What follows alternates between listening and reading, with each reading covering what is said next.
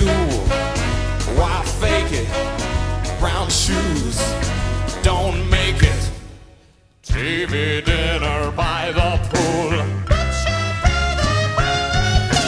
Got another year of school. You're okay, he's too weird. Be a plumber, he's a bummer. He's a bummer every summer. Be a loyal plastic robot for a world that doesn't care. That's right. Yeah, you know what? I really want to get on to, you're familiar with Hermes Trismegistus? Hermes Trismegistus, yes. Yeah, and the Kabbalah, right? Yes. Okay, this is a very fundamental book, and man, I read it probably 25 years ago, and it used to be one of my favorite, like, you know, sort of, what would you call it, primer books, okay? Yeah.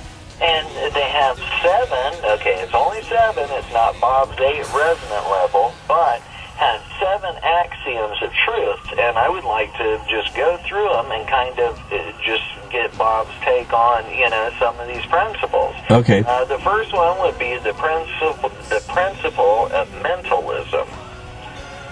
You know, principle of mentalism, basically. That's the first axiom of the Kabbalah Hermetic philosophy. Okay, at the time of the phonetic alphabet, the oral culture got fragmented into the concept of the Logos, and the 3 parts of the Logos were dialectics or logic, rhetoric, and grammar. The rhetoric school felt that the word was for persuasion. Grammar looked for the essence of things in the seeds of etymology of words, but dialectics felt that thought was primed. Thought came before anything. So I would say the mentalism concept reflects the dialectical aspect of the trivium. All right, now we move on to the second one. It's called the principle of correspondence. As you get into writing, it's the same period. This is all the result. This code is a result of the phonetic alphabet in Greek culture. So correspondence means something inside you matches with the outside reality. Most people think that's what truth is. It corresponds. It's the inner and the outer. Yeah, the correspondence of it. There's no inner and outer for the pre-literate people. But once you have the demarcation caused by visual space and the effect of the phonetic alphabet, you start to have an inner and outer.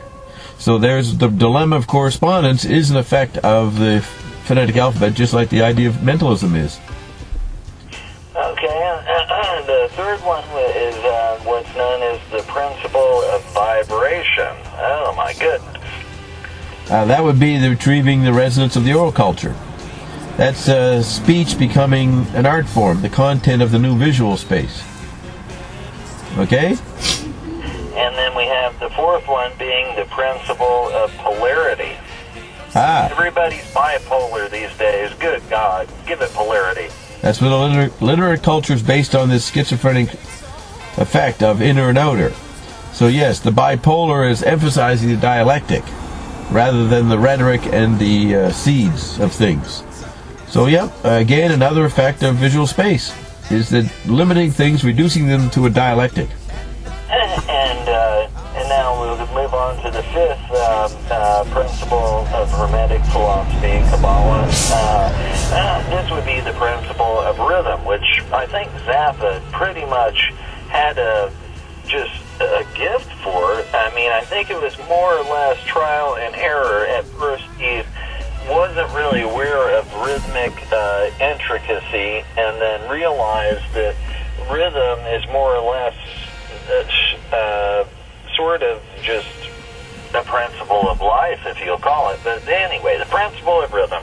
Yes, that is a retrieval or the desire of visually biased culture to have an after image of tactility, which is what rhythm is. The beat of the hand touching and letting go. The drum roll by the hand. So yeah, rhythm is tactility, vibration is the ear. Now, this one, the next two ones are, I mean, very, I have to take to task, even though the explanations for each one are very interesting, but this one would come under the heading of karma. Okay, but it would be called the sixth principle of Kabbalah, would be the principle of cause and effect. Cause and effect is a result of visual space. Pre-literate cultures do not see cause and effect as separate factors. They see effects causing alter effects, causing and recausing other causes. They don't make the division. Pre-literate people don't ask why. Why comes in with writing in visual space. And this last one, and this pretty much, Bob, I think you've become a master of it to some degree, because you're able to, how would we call it, like one of those the comic book characters, able to transmutate into just about any situation. Yes. But anyway, this is the seventh principle, would be the principle of gender. Oh my goodness. Yeah, there again you have a dialectic. But if you talk about transmutation, that is the kinetic sense. So we've got the ear, the touch, and the kinetic. Transformation, shape-shifting might not seem kinetic, but it's, if you think of outer kinetic and inner kinetic is the proprioception and the haptic. So you see the archetypalizing of former sensory modalities that were given and unconscious before writing. Writing got the first look at these things and then mutated people into a visual bias in the course of getting a look at the older sensory modalities.